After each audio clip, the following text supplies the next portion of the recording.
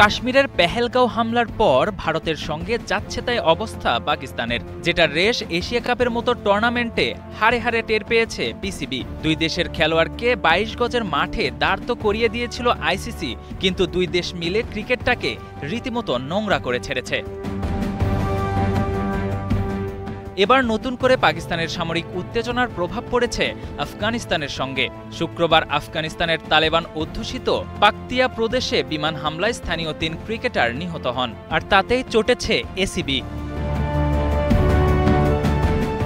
১৭ থেকে ২৯ নভেম্বর লাহোরে হতে যাওয়া ত্রিদেশীয় সিরিজ থেকে নিজেদের নাম সরিয়ে নিয়েছে আফগানিস্তান।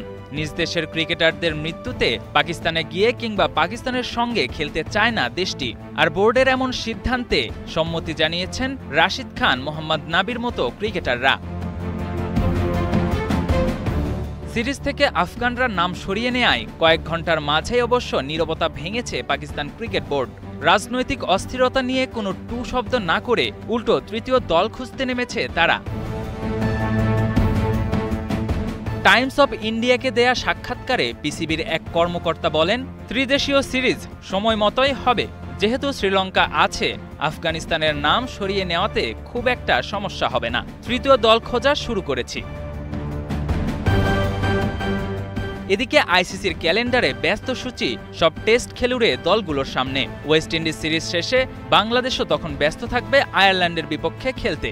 গণমাধ্যমের খবর, কাউকে না পেলে নেপাল, আরব আমিরাত কিংবা জিম্বাবুয়ের দিকেই ঝুঁকছে তারা। তা না হলে আফগানিস্তানের সঙ্গে পাকিস্তানের এমন খারাপ সম্পর্কের মাঝে সুযোগ পেত বাংলাদেশ। Ashraful Islam, star news.